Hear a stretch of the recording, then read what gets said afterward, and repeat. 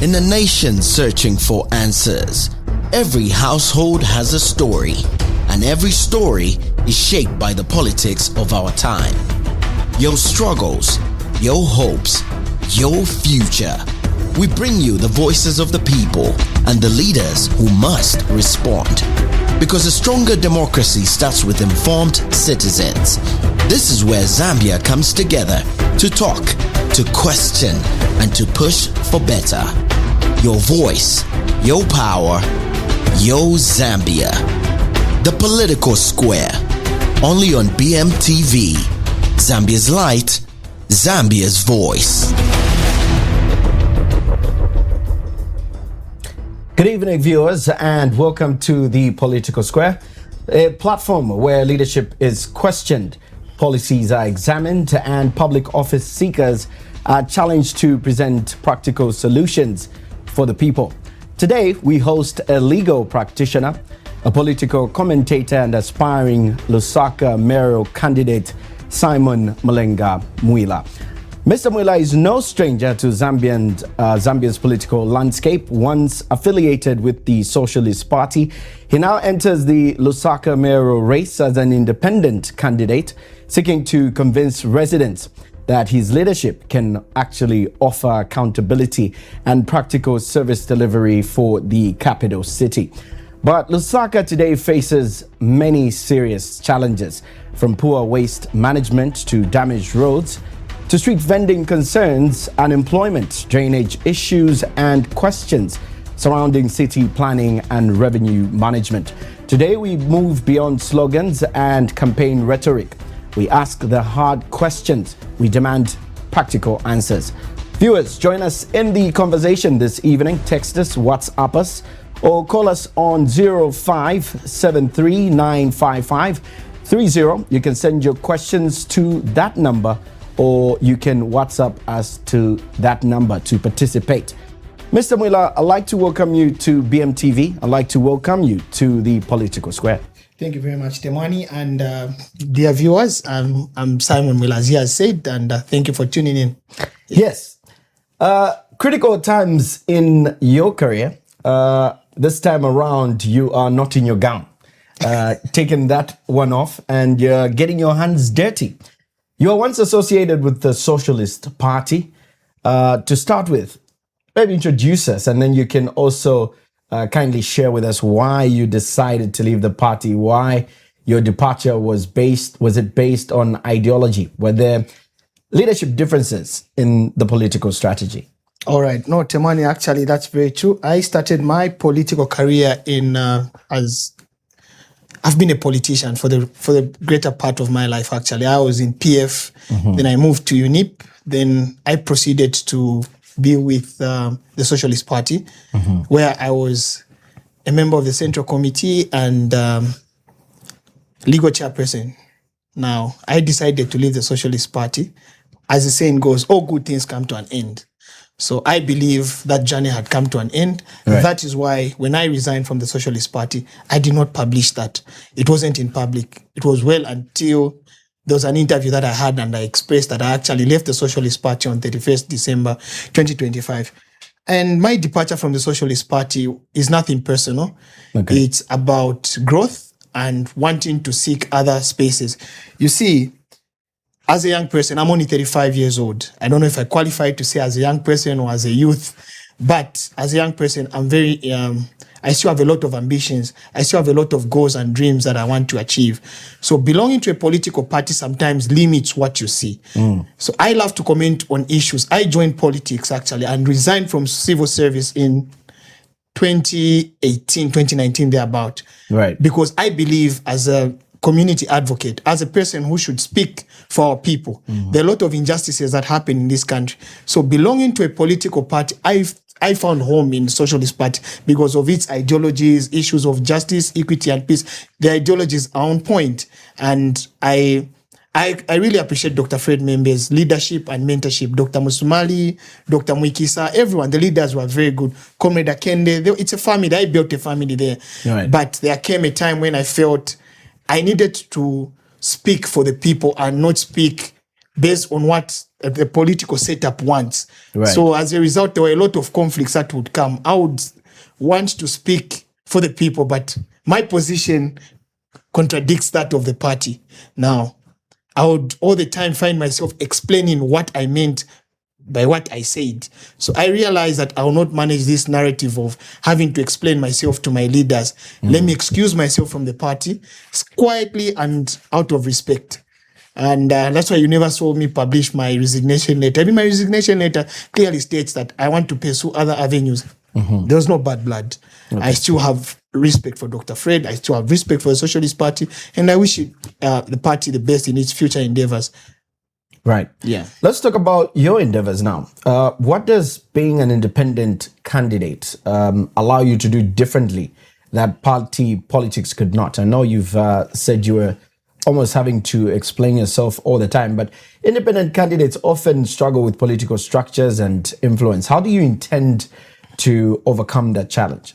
Yeah, the challenge is there, but I feel we'll be able to navigate. At the end of the day, we offer ourselves as leaders to serve the people and not political setups. So you being inclined to a political system, yes, being inclined to a political system works to your advantage. You do have the party structures, you have some party resources, but it limits your capacity. It limits what you should do. Remember, we are in politics to serve our people. Right. It's about the service of the people. Unless I've really missed it and I've joined a wrong career of politics, or I'm coming into a very different game called politics and the narrative is different. But if it's really about the service to the people, I think as an independent, I'll be able to thrive. I should be able to talk to you, Temwani, and say, this is what I want. I have this plan and I'm offering myself to lead as a young person or as a leader. These are my ideas. Would you like them? So you have to buy into that. Right. Now, you will find that what you have in mind when you belong to a political setup, it's very difficult for you to be able to achieve what you want. So we do have that back and forth. And there's a lot of party structures, party hierarchies, there's a lot of suspensions. You know, you're limited. You're a caged ego. So you really can't express yourself as a leader. As a result, you end up not even doing what you want to do for your people. Okay, let's talk about Simon Mulenga Mwila, the independent mayor aspirant. What political philosophy defines you now? I'll be very honest with you. A political philosophy that just defines me is about the people. I believe, having come from a very humble background, my philosophy or my political agenda should be people driven. It should be about what are the struggles that the people are facing? How best can I help these people? I'm educated. I have come from a very humble background where at one point I even worked as a bus conductor. At one point I was almost what they call a junkie. But here I am today, I'm pursuing a PhD. I'm a doctor candidate. So I'm looking at such opportunities in life. So it just takes the right mindset, the right systems, and the right person to speak to you to change the narrative. And I think and I feel I'm that ambassador that can actually give hope to that young person who doesn't have hope to say, I can make it. I can be there. Here I am today. I'm at BMTV. Why? Because I have a story to tell. Right. I have something to share. I have a message that can speak to a person who doesn't have hope. So I believe my political philosophy, all these things that they come about, political manifestos, philosophies, there's socialism, there's capitalism, there's whatism, all those things, have they really been implemented? Have they really put bread and butter on the table of our people? Has it really eradicated poverty in the homes of our people? Our people living better 62 years of independence. Our people living in humane ways. You know, moving in these homes as I campaign, you get to understand, Temwani, that there's a very big gap between the people who we actually go to lobby votes from and ourselves as leaders. And I think we really play on their mind, and it's very sad. So tell me, you looking to vie for the seat of mayor today, and having seen that difference, that gap in the difference between yourself and the people out there. Once elected mayor of Lusaka, what exactly are you going to implement? What are some of your plans to bridge that gap? Well, the first thing, I don't want to promise people heaven on earth. Okay. So some of the challenges that people of Lusaka are facing are, number one, our poor mothers out there. They are looking for places where they can trade, where they can earn an honest living. You know, we've got our mothers who are doing street vending. We've got our guys, the hustlers. These are guys who've gone to school. They have the education, but there are no jobs. So what is happening? They are vending. They resort to street vending. They're able to order to my what do you call this, chargers, flash discs, be selling on traffic lights so that they can have a decent meal at home. So we need to have proper systems and allow our people trade in dignified areas. Even the same street vending, you just can't go and just chase them away. We need to find a solution for them, a practical solution. Okay. Secondly, I'm looking at the issues of cholera. Cholera every year, every rain season, 62 years of independence, Temwani. It's very shameful that we still have cholera. Why are we having cholera? We have poor drainage system. So number one, we work on our drainage system. I think God that they created that, the Bombay, that drainage system. Yeah. I think it has decongested in terms of flooding in Lusaka. That system has worked. So what do? We need to actually clear more of the drainage system, clear them, and what has caused that ifiko. We, the same people, are the ones who've been littering. So we need to find ways of picking that litter. You're saying, just now, you're saying, look, we need to promote the street vendors. We need to support them in the little businesses that they do. But Yes. I strongly believe that's where the littering starts from. So if you were to curb that vice, how then do you draw a line in between? Let's have some control in the city in terms of vending, and also let's support the youths out there who are trying to make a living by selling in the streets. Yeah. So these are things that you need to work systematically. First things first, what is causing street vending? That's a big question we should ask. Before I chase that mother who's selling tomato or that guy who's selling, what's causing that? It's lack of opportunities and lack of trading areas. So what do? We need to create more markets. How do we create more markets? We enter into partnerships, PPPs. We sign with people. More markets are created, and we allocate markets on merit. The challenge that we have is that because of belonging to political parties, you find that once a new market is established, the first person to be given, no, zapasa ko bapa wadi, zapasa ko bapa branch, zapasa ko ba chairman, ba provincial, ba district, ba secretariat. We are depriving the real people who should benefit from those market places, people who should trade. What do they do next? They start trading on the street.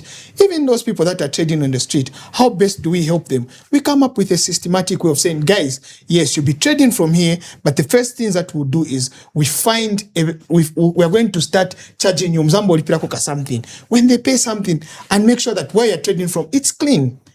There are so many areas we can allocate them. Well, there's traffic, of course. The reason why they trade there is because they believe there's human traffic. People are walking. Yeah. So they want to trade as soon as possible. I agree with you on We that. do have but alleys that are not working. our markets, charges as it is, right? I mean, we've spoken to different marketeers who will tell you that there is a revenue that they remit in order for them to trade in these marketplaces. But still, the complaint is there's nothing really being done about the council. I'll take you through the CBD itself. Yes. If you drive around Lusaka city, tell me how many bins you're going to count alone just in Cairo Road as you move. Several, Temwani. Several? I haven't seen those. How many? Bins. Yes. Yeah, there are so many bins actually. We've got companies that have been placing bins. The problem that is there is there's so much vandalism. This is why when I'm elected mayor, we'll make sure that issues of vandalism, we make sure that there are fast track courts where perpetrators are brought to book. I've seen companies coming on board, give bins where people must throw garbage. The next thing you find that these 2 bins, scrap metal so that you have a quick back. Why? Because there's that youth who's not employed and sees that as capital. But that's not the right way to do it. We need to change our mindset, mentality. Well, it's a big shoe to fill, really. Yeah. I want to find out from you how exactly you plan to gain trust from Lusaka residents. I mean, you clearly talk the talk, but it's hard to be out there and implement some of these systems. I mean, so many people have come into office. What makes you distinct? What differentiates you from everybody else that has been in office? First things first, new kid on the block, okay? First things first, new kid on the block. I'm coming in as a new person, and I have that drive, that zeal to change the narrative, first things first. Then secondly, I have the experience, including my professional qualifications, that will help me change Lusaka. You see, the problems that Lusaka faces are beyond just picking garbage, are beyond just chasing the vendors away. What is causing that? So we really need to bring a Lusaka that is a business hub. This is the capital of our country. So we should create business opportunities for people. We should make Lusaka a business hub. So when there are a lot of opportunities for the people, first of all, the CDF has been increased. Temwani, CDF has been increased. So what do? The 10 constituencies we have in Lusaka, if our people have training centers where youths are doing something, gaining a skill, there are youths who are learning to be mechanics, electricians, bricklayers, they're given a small certificate. My brother, that changes things. That start changing things. So the first things we should do, those trade centers, they must be refurbished. They must be reopened so that our youth have something to do. Okay. That way we'll not have a number of youth just loitering in town, moving around, looking for the quickest buck, looking for Temwani to park your vehicle so that they should be able to steal your side mirror and make a 50 kwacha. It's because it's an idle mind. That's why people, they are trying to survive, or they are on drugs. Why are they on drugs? Because they are depressed. People are depressed. People are frustrated. The system or the city has failed it. So what is happening is that the city itself has failed people, and the people also have failed the city. So where do I come in? I come in with my experience as a business person, as a lawyer, and a young person who understands how these systems must work. We need to work together, hand in hand with my fellow professionals, the engineers, accountants, and everyone. How do we clean up this whole council system? How do we work together with the councillors to make sure that we implement these changes that we need for a better Lusaka? All right, viewers, join the conversation. You can send us a WhatsApp or call us on 0573 955 330. I'm in the studio this evening, with Lusaka aspiring mayor, Simon Mulenga Mwila. All right, we're talking why he should be elected into office and what differences is going to make to ensure that Lusaka city is organized, if you like to say. All right, 0573 955 330. That number is available on WhatsApp as well. So if you do prefer to send us your questions via WhatsApp or text message, you are welcome. All right. Now, I'll move you, Simon, away from talking garbage and basically the look of the town. Let's also look at street lighting and security. I mean, Lusaka is known to be a city that is dark. Exactly. Yeah. We won't beat about the bush. And also, that in itself has some security concerns. I mean, people are robbed every now and then. The time when we experienced load shedding, it was absolutely scary to actually be in this town because you don't know when the next burglary is going to happen. I agree with you. What is your plan going forward in trying to sort out this situation? Temwani, these are, like I explained to you, these are systems. First things first, why is Lusaka dark? I'll give you a classic example of State Lodge. I don't know when last you went to State Lodge. I haven't been there. You haven't been in a long time. So what happened is that they built that road. That road, it's beautifully done. It's a tarred road, and they put posts. Okay, I even use Unza. Well, accidents usually occur. Yeah. Just marshlands by the depression. Yeah, by the depression there. There were beautiful lights when the road was newly constructed, and greatest road was heaven on earth. Pass there today, Temwani, it's a sorry sight. These are solar lights. They are not working. What has happened? People have stolen the solar panels, they've stolen the batteries, they've stolen whatever mechanism that make those things light. So the first thing that we need to do, I may promise people of Lusaka and say we'll light Lusaka, it's going to be beautiful. But it starts with one thing, which is we go back to the council, pass bylaws which make vandalism very serious, punishable offense. So it starts with you and I. Right. So people are vandalizing these things, and the next thing they start saying, oh, the bomber is not working. So vandalism, which has been caused by the citizens of Lusaka, is very shameful and very sad to say. And how they steal these things, you feel very, very sad. Huh? So they go sometimes, you think these are technicians parking. They'll go with a very nice vehicle. You think they're putting some, what do you call those, advertisements and the billboards. You think they're doing billboards, but these are just thieves. They even come with a ladder. They're even putting on their reflectors. They are stealing because you and I are not, we don't care. We're just driving, going to wherever we're going. We'll not even bother to ask, Mamdala Mchita Chanap. What are you doing there? We don't have concern for the next person because we care less as citizens. So the first thing that we do already is, shows that there is actually no security. So as a council, I'd like to believe that there should be plans or measures that are put in place to ensure that these solar panels are protected. Yeah, so the council has the council policy. So we shall make sure that we employ actually more people that will look into that. But the first things are that we make vandalism punishable. We also have what we reward whistleblowers. Okay? Oh, I've seen Mr. Temwani today. He's come with something that looks like government property at his house. Do you mind having a look? Someone is a whistleblower. They are motivated. You become your own police officers, or you become the next person to look into the neighbors' actions. That way we create a decent and proper city. As long as we don't have strict laws that see into these issues, vandalism will continue. Another practical example, Temwani, we can work with these insurance companies or RATSA to say once Simon hits this pole or the solar light, it goes. The next thing, before the insurance actually pays for my vehicle to be fixed, the first thing that must be done is we need to erect that pole and those street lights to be on. But what happens is that that thing is damaged forever. You and I will just be looking, there was a street light. There was an accident there and there was a street light. No one cares to replace those things. So what are we doing to ourselves as a country? These are things which we need to work into. There are systems that are rotten. So it takes a whole lot for you and I to start changing and seeing a better Lusaka. I'll tell you, the truth is, what you're telling me today sounds too good to be true, really. No wonder my administration how quickly could residents realistically begin seeing results under your administration once voted into power? One thing I would say instantly. What we might say instantly, for example, the first thing they will see is to beautify Civic Center. I felt very, very bad when I went to file in my nominations. The buildings have dilapidated. They're not looking all that clean and whatnot. So at least they will see there's a working mayor. All we can do is reach out to these companies that are operating in Lusaka.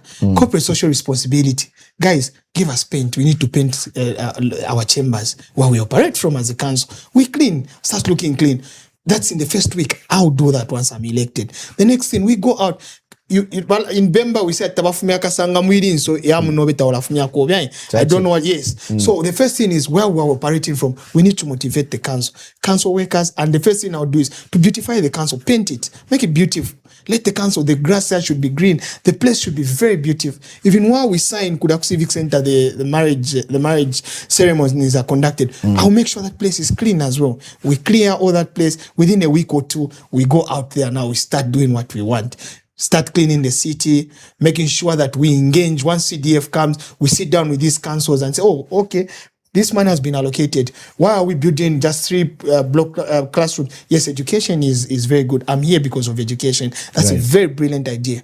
Actually, another thing, Temwani, that I want to work on urgently is to find places and build libraries. I think we need to create more opportunities for our people to learn, our young learners to learn. I believe that education is the greatest equalizer of life opportunities.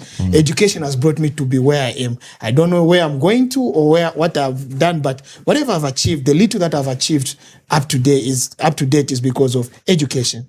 I believe education, we need to work on libraries. From the same, is it 43 million or 40 million that's allocated as CDF, each constituency must have a modern library where people can go and study Temwani. Our people, some of them live in a one-roomed house. The only thing that separates is a curtain where the parents sleep. So you find that this person has passion for school, but as a result of, just because of the circumstances, the prevailing circumstances, that person can't even advance in terms of education. As a result, they are dropouts.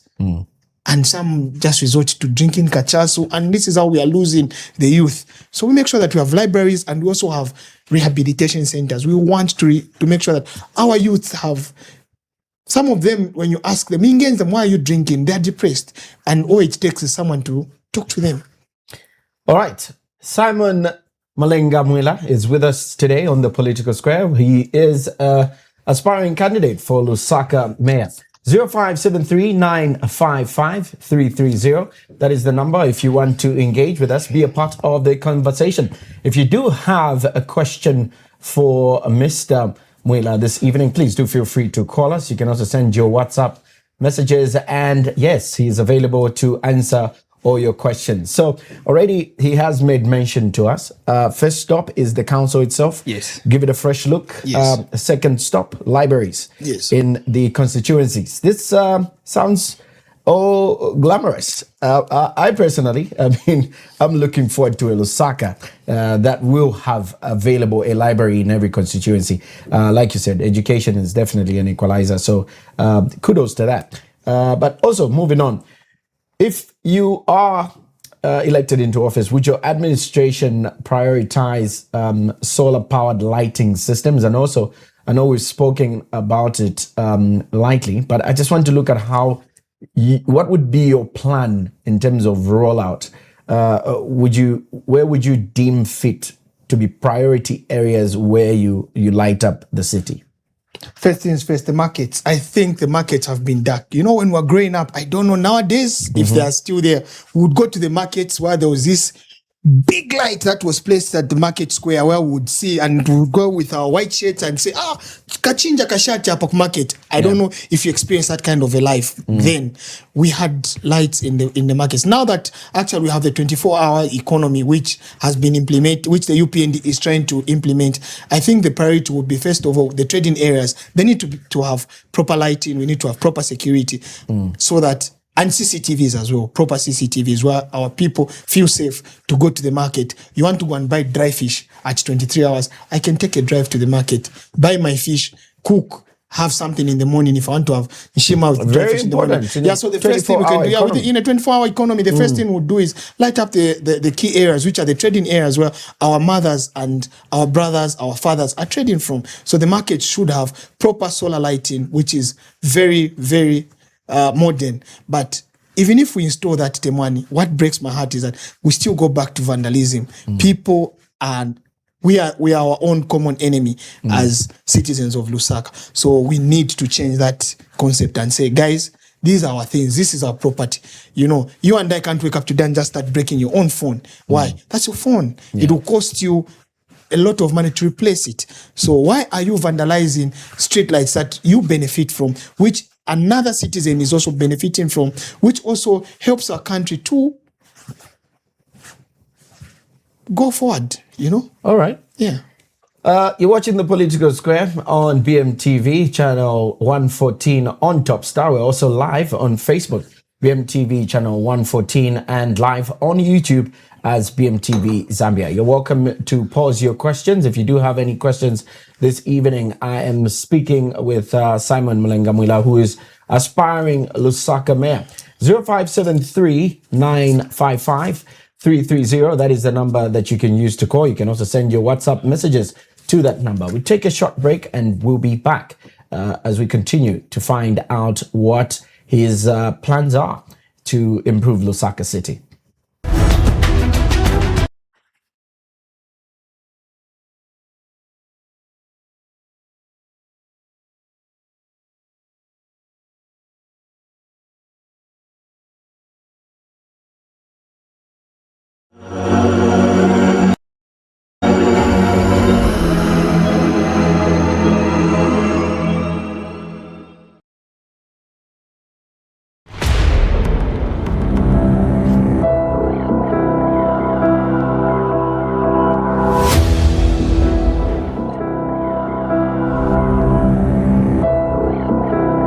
You look miserable. Are you okay? I'm pregnant. What? Compliments of the season to you too. What is this? Divorce papers? You have kept me childless. And you want me to stop? Here I am thinking I am a sinner. And I want to see the Messiah, but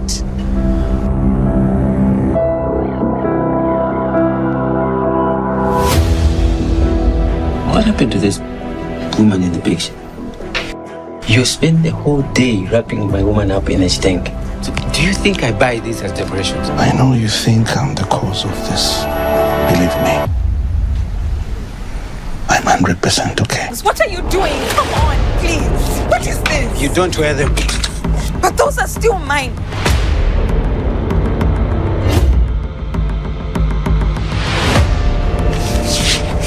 How could you? Do you love her that much to humiliate me to such an extent? You refer to me as a whore. So it's true you can get someone out of the ghetto, but you can't get the ghetto out of their mind. That man who comes here will soon know why he should have stayed home and not here. Not in the boss that you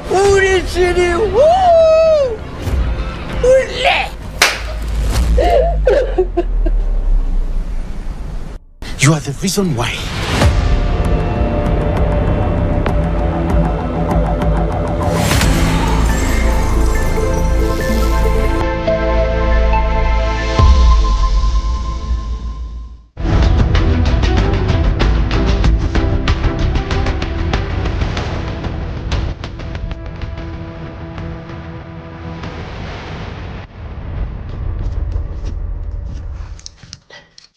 Welcome back. Good evening. You're watching the Political Square on BMTV channel 114 on Topstar, and we're also live on Facebook, BMTV channel 114, and on YouTube, BMTV Zambia. I'm speaking today with my guest, Simon Mwila, who's a Lusaka mayor aspirant. All right, we are getting questions and, calls from you, the viewers. If you have a question that you'd love to pose to Mr. Mwila this evening, please do feel free. The number is 0573 955 330. All right, so we do have a question for you this evening. This one says, following the interview and so far so good with the answers Council Simon is giving, what is your take on the illegal Rwandese guys who are operating business in Lusaka without proper documentation and the needed capital investment they need to do business in Zambia? Sadly, doing the little businesses our local people should be doing. This is from Clinton. Yeah. So Clinton, the first things that we need to do, what makes you feel they don't have the necessary documentation? So we do have the immigration that can come in, because I understand that when these people come into this country, they have to, if they're coming as investors, they have a minimum investment capital that they should come into the country with. Right. So we understand that most of them, they've just opened this to Malika stores and to my small home makeshifts without proper documentation. Now, the first thing that we'll do once I'm elected mayor of Lusaka is to make sure that the paperwork, especially the council documentation, is quick to access by our people. So one of the reasons is that when one wants to set up business in Zambia or to do business, it's very expensive for Zambians. And most of our Zambians don't have the money for compliance. They don't have the right money. They don't have the figures, because we've made this whole process so complicated. It's so complicated. You go to council, this one has to eat a 2 kwacha, this one gets a 5 kwacha. No, this boss is not in the office. So we need to create systems that are very simple. People can access their permits, the various permits they need to obtain from the council. Those are our Zambian businesses, and they start trading. We need to clamp down on these illegal Rwandese, as he's putting it as well. We work hand in hand with the immigration. Why should we allow a person who is a foreigner to come into our country and deprive our own people from doing the businesses that they should do? And what breaks my heart is that these people create WhatsApp groups, or they have whistleblowers within the council. And what has caused that is because our council workers are not well paid. They're not well motivated. So the corruption levels are high.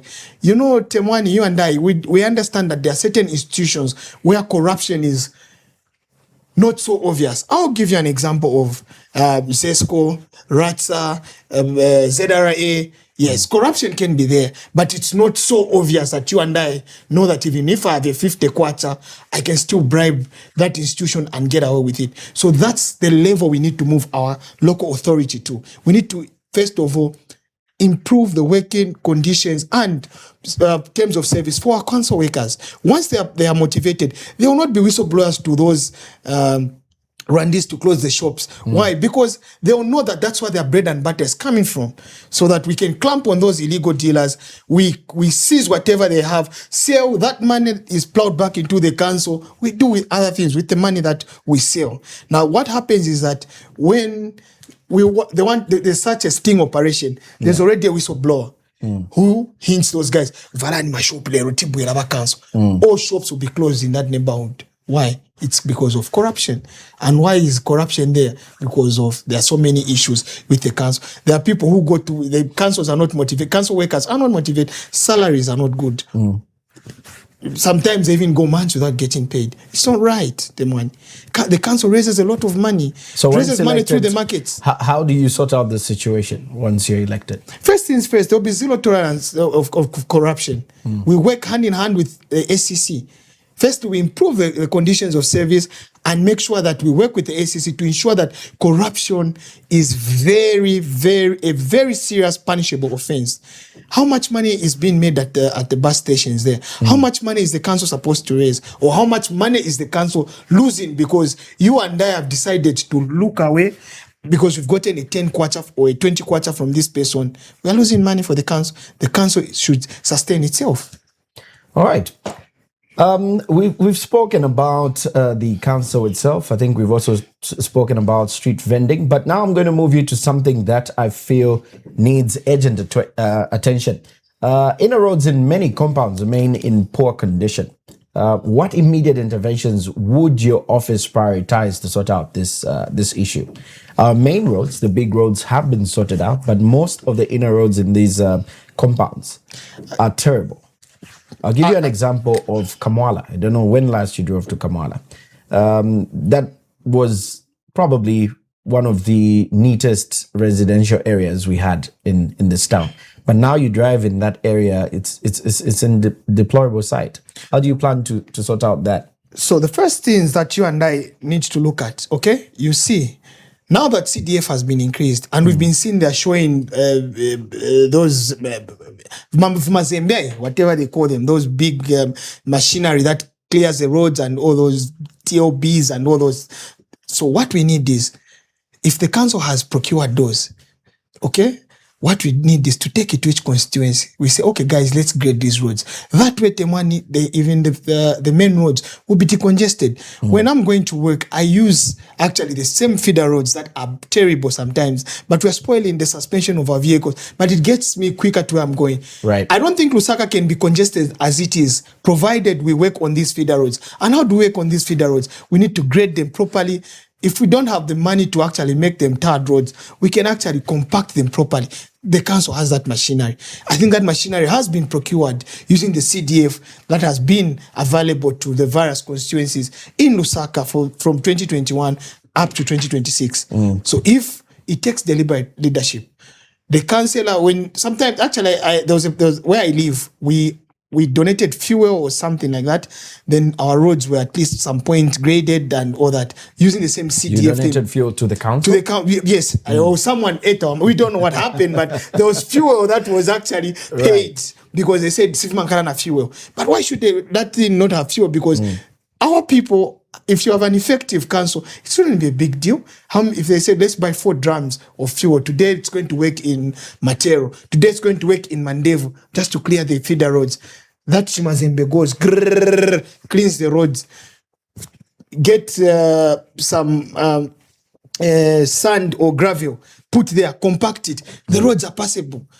You decongest the city like that. People should move effectively and swiftly to and from work. Okay. Yeah, so it's very easy. We have the machinery. If we don't have, procure more. I mean, we've got now millions at CDF. So why should we allow our CDF not be accountable? It's because we don't have the right minds and the right mindset to be in the council. A mayor is not supposed to be just ceremonial. Shouldn't just be about sitting in the office or just welcoming the president when he's leaving the country or he's coming back. No, they have to sit with the councils, agree on how best we can use this CDF that's coming to us. What are the needs that these people in this constituency need? Because the needs are various per constituency. Yes. Okay. We have some feedback from our viewers. You also can be a part of the conversation. Please do feel free to send in your message via WhatsApp, or you can directly text us. 0573 955 330 is the number to get through to the studio. You can also give us a live call. Officially, the phone lines are open now. So if you would like to speak to Mr. Mwila directly and pose your question, please do feel free to get in touch. Otherwise, there's a comment here which says, this man deserves to be in parliament. not this mayor thing. You're brilliant. We need that mind in parliament. Nevertheless, you are explaining very well. All the best from Mukuka Mulenga. Thank you, Mr. All right, Nkoka. so Thank you. I hope it's about Blue. Temwani, you're already accusing me of this. No, I don't know. the names are similar. I'm sorry, I couldn't help it. I know. But yeah, back to business at hand. Still on the roads, there's been so many complaints about corruption as well in terms of the issuance of contracts. How would you ensure that road contracts are completed properly and not abandoned midway? And also, these contracts are given to people who duly deserve it. I agree with you. So we need to have an open door policy, zero tolerance to corruption. So a tender must be open. Proper channels are done. The procurement, there's no need you and I, because a procurement officer, you know me, and say, no, you single-handedly pick me. People and contracts must be awarded on merit. You see, these rotten systems that are there, they benefit someone. Someone somewhere is benefiting from an inefficient council. Okay, they are benefiting. Someone somewhere is benefiting. But guys, is it right that I'm here driving that latest Range Rover, that latest ZX, that latest G-Wagon, but I have received money, poor people's money, our people, citizens, taxpayers' money? I've chewed it. I haven't even completed the works. I think we need to make sure that the SEC and all these law enforcement agencies don't just target politicians, Temwani. Right. I think they've been seizing money from the politicians and not the business people as well, because it takes two to tango. So if the business person is found in corrupt practices, that company must be blacklisted. The directors prosecuted and jailed.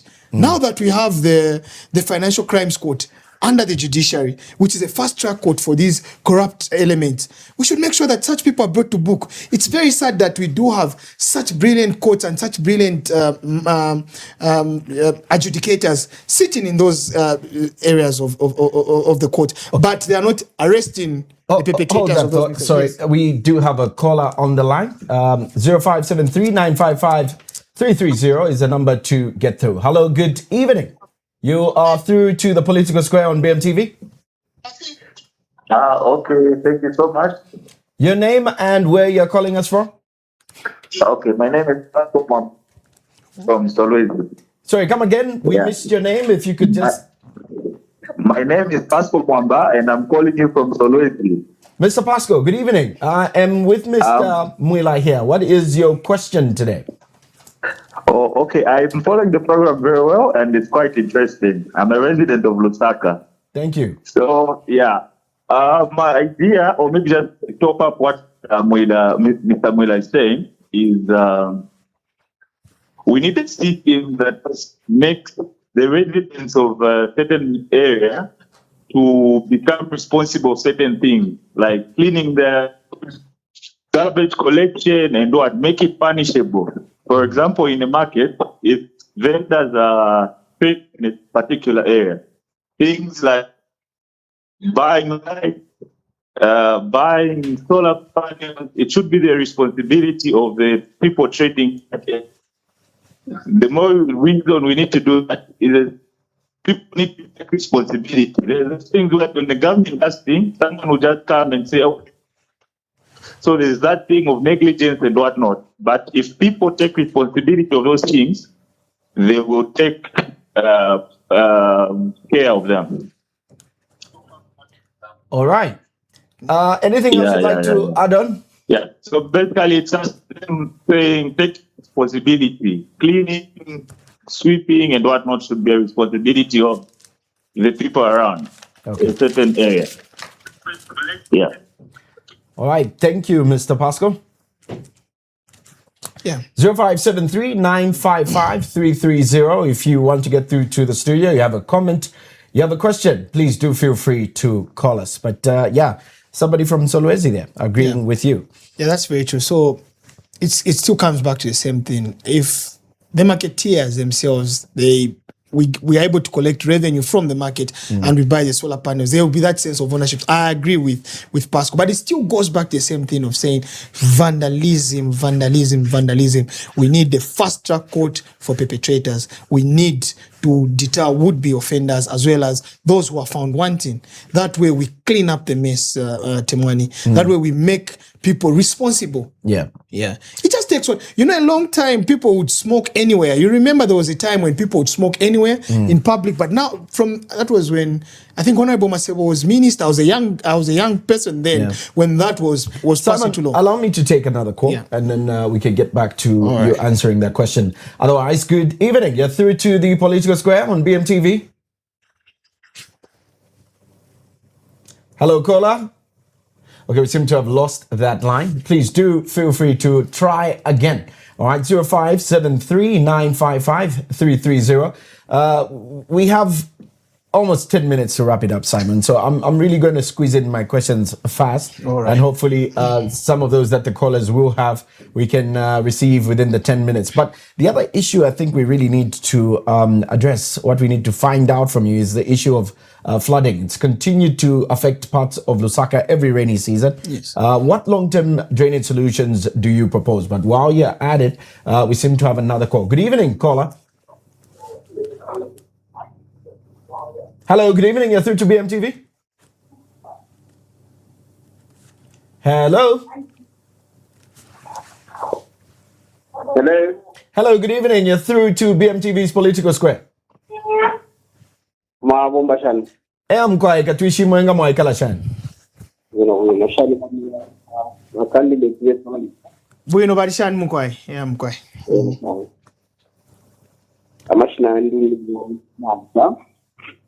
Vamwamba timwalanisha kopa nono voice yenu ili panshi. Mwansa. Okay, Mr. Mwansa, you're welcome. Please, go ahead. The Egyptian question.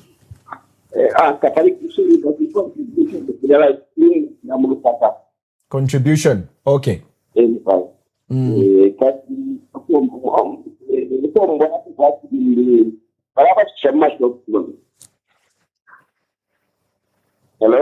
Hello, tule mvava shamba shopu. I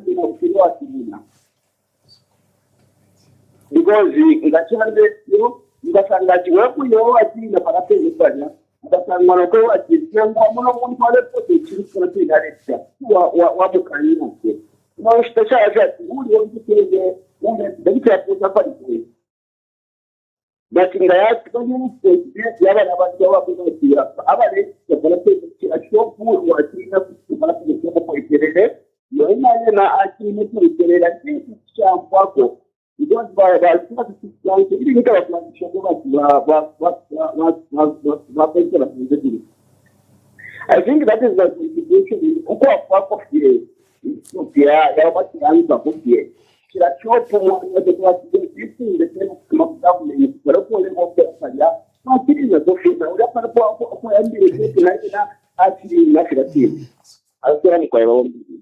I'm great.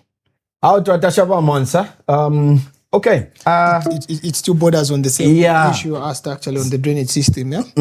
Yeah. While we're at it, so Temwani, the drainage system in Lusaka has been caused for, first of all, the practical reason or the practical thing we need to do first of all is to clear the existing drainage systems that we have. So the drainages that we have currently are blocked because of there's a lot of litter. There's, it goes back to ourselves as people. So we need to make sure that that litter is collected. And when that litter is collected that way, so where does it go to? We have a place in Matero where we grew up, Matero, Kumalabo. We used to go to Doba. The same litter that have Doba Muno still finds itself back in Lusaka, in the CDB, because Kaboto Kajawazaka Tenga Kamanzi, they go recycle. No, they don't even recycle. They wash it and start putting illicit beer, kachasu, so that the youth can drink. Once that youth again drinks, he throws it back. So what we need to do, So we how need do to come you back. deal, We need, how we do need you to come back actually with deal with that So we need to come problem back as with well? number one. We need to come back with proper recycling.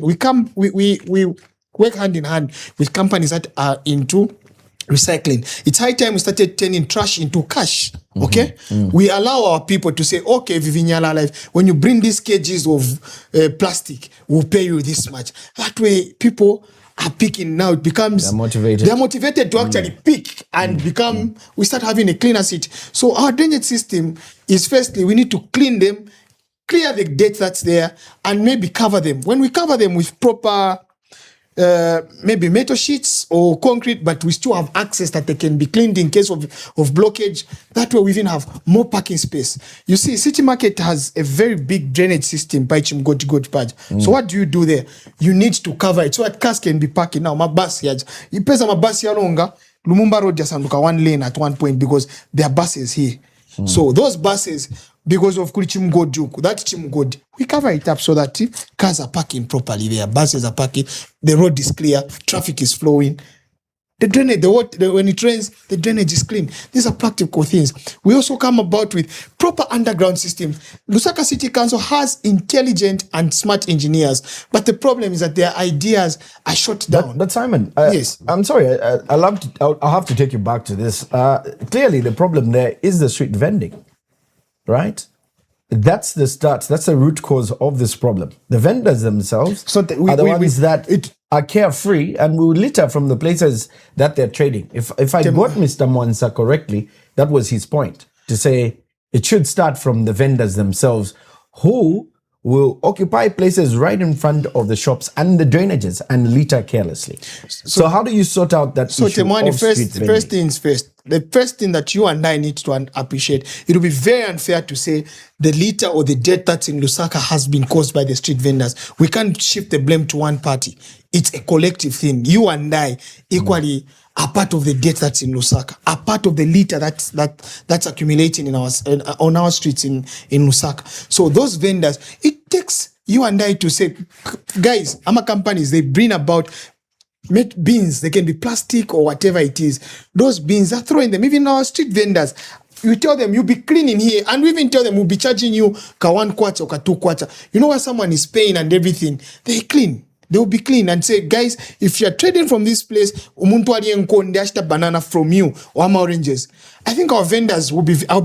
I've never bought bananas from a street vendor who just throws them out. They move actually with a plastic. Or fakani umubosi mukashuba nkonde or mukashuba ma oranges musafaka. So we need actually to have tuma bins that are strategically positioned while we are making plans of how we move the street vendors from the street. First of all, we encourage them to say yes. Mungankali hapa, but for the time being kusafunika kuti musikiri napo hapa and ngati mukiri napo hapa iwe dzakulipirisa na kukupisa dzafaka pomu zako. People start changing. It takes just one word and they listen. One thing I love Zambians for, Zambians listen. Zambians obey the law. Zambians, yes, may misbehave here and there. I was giving you an example of smoking in public. That law was passed some 20 years ago, if I'm not mistaken. You will never see any person light their cigarette freely anywhere. They either go to a smoke zone or they move away from where people, non-smokers are standing. So that way it shows that Zambians are people who abide by the law if properly implemented. Okay, quickly, look, Lusaka requires money to function effectively. I know you've mentioned the allocation and increase in the CTF fund, but residents already feel financially pressured. How would you increase the city's revenue base, and what areas of economic opportunity do you believe Lusaka has not fully utilized in that regard? So one of the things that we'll do to increase revenue in Lusaka, as I was explaining to you, firstly, let people feel value for their money. We come up with systems where money is properly generated. For example, I'll tell you, in terms of compliance, documents that are issued, the liquor licenses, fire license, and trading license, those things, we create a one-stop shop in each and every constituency where people can walk in. It shouldn't take so long. So waenda paja papa with your details, even in the comfort of your home, and just go per business center paja, you print out, it's authenticated, it's done. We raise revenue in that way. Secondly, we've slept on the same garbage, trash into cash. The same garbage that we look at, that can be turned into cash Temwani. So if we've got proper recycling systems, it will work. Not just dumping the garbage kumalabo kuj. Because kuja kumalabo at the dumping site in Chunga dumping site, Chingwere area there's a dumping site we call Malabo because we grew up in Matero and there's only kudobele la kuj. Kadoba, what has been picked from the various areas, hotels and all those things, when we pick them, we will take them back again into our communities. So there's no proper recycling. So we've been sleeping on recycling. Lusaka and the world has moved now. They're recycling. There's no throwing away of things. I think that's one of the reasons why we've been sleeping on that cash cow. So if we turn trash into cash, I think it will be a better way. It will be a better thing for all of us. Great ideas, but what systems would you put in place to improve that transparency as we have those in place? And also, how do you account for the revenue collection? Because that also has been an issue in the councils. And I agree. Big issue. Issue. And the big issue comes from where? From where?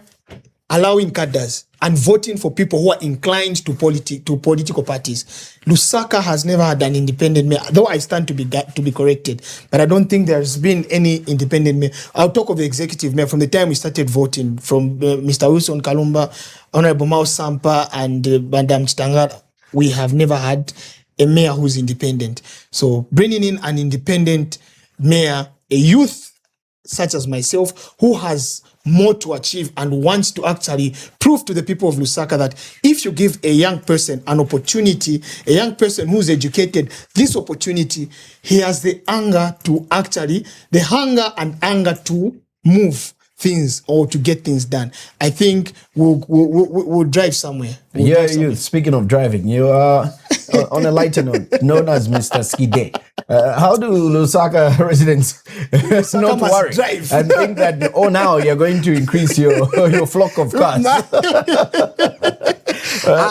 This time around we've grown now. That's what we're offering ourselves. So you will drive to the office in a simple Toyota? Nowadays, I think I've even downsized. I drive a very simple car nowadays. I drive Corolla. I drive what? I think we've had our time.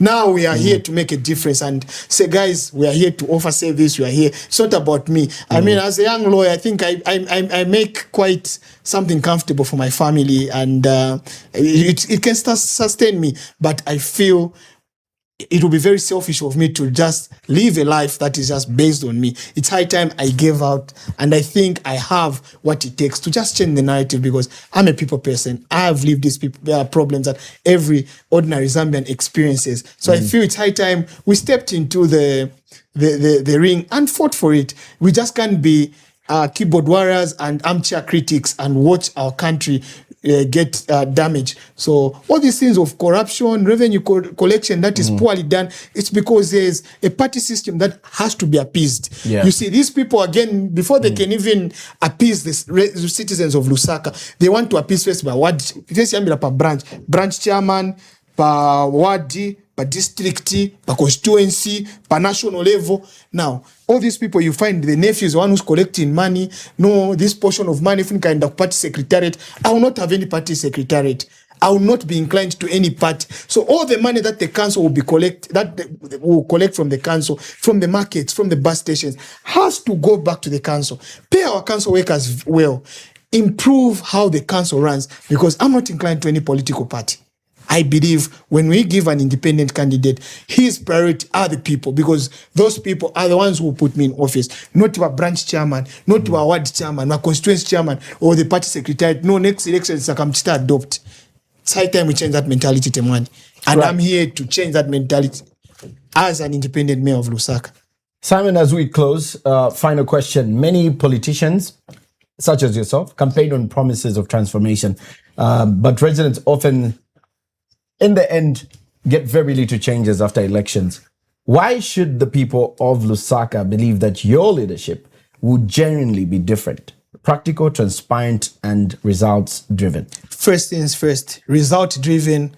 You have to gauge someone who is, they say you can't lead a fellow blind person. I don't know how you can look at me, Temwani, or how you see me. I know self-praise is bad and it stinks, but I want to tell you something, Temwani. At 35 years old, coming all the way from Matero, I have achieved what most of my fellow youth have not achieved. I have done well for myself. That should show the seriousness of a person that I am. I'm a go-getter. I don't believe in failure. So the moment I'm given Lusaka, I'll transform Lusaka as well. I've managed to go to school, educate myself as a civil servant, managed to even hold down, actually today is my 60th anniversary with my wife, managed to hold down a marriage in Lusaka as a young person who sees so many flowers, but I've focused on one woman. That should show you what kind of a person I am and the caliber of a person I am. At 35, I've joined the Catholic Men's League, which shows that I want to serve God. I want to serve the people. It's not about me, my life. I have achieved what I want. And it shows you that I'm an upright person. Not that I want to praise myself. Like I told you, it's about me. I've managed to secure 2 masters at my age. I'm a legal practitioner and I'm now doing my PhD. That's at 35. So that should tell you that this person is serious about his life. It's what I've done first personally for myself. Then I want to take that to the people of Lusaka. It shows that this guy can deliver. And I know I'm the right person for the job because Lusaka's problems are beyond issues of people picking garbage or a cleaner city. There are systems to these things. How best can we change? We need a lawyer, a vibrant young lawyer to change this thing. We need an expert who's able to walk in offices of these big business guys, talk to them, draft big contracts with them that change the face of the city. That's what I believe in. And that's what has made me to say, guys, I'm offering myself for leadership. It's not about me. It's not about having personal dreams or agendas. No, it's about wanting to change things. Why don't we do things differently? So at 35, I'm standing as an independent candidate. At 35, I've offered myself and said, guys, here I am. It's up to the people of Lusaka to vote for me or not vote for me. But at the end of the day, I would have said, I stood and I gave my message. This is why my political journey or my politics shall not be about character assassination. It's about speaking to the people, not being inclined to any political party, not being loyal to one person to say, Ababa Chairman, I need to appease them. It's about the Zambian people, collective citizens of Lusaka, and speak to them at an individual level and appeal to them and say, you should vote for me because of A, B, C, D. That's what should drive us, Temwani. Right. Simon, thank you so much for joining us on the Political Square and engaging with the concerns and expectations of the people of Lusaka. We certainly wish you the very best. And to our viewers, thank you for being part of this important conversation. Democracy works best when leaders are questioned and citizens remain engaged. Continue following the Political Square as we bring you more voices, more policies, and more conversations shaping the future of our communities and our country. From myself and the production team, do have a productive and peaceful night. Do join us again for our next guest on the Political Square. Good evening. In a nation searching for answers, every household has a story, and every story is shaped by the politics of our time. Your struggles, your hopes, your future. We bring you the voices of the people and the leaders who must respond. Because a stronger democracy starts with informed citizens. This is where Zambia comes together to talk, to question, and to push for better. Your voice, your power, your Zambia. The Political Square. Only on BMTV. Zambia's light, Zambia's voice.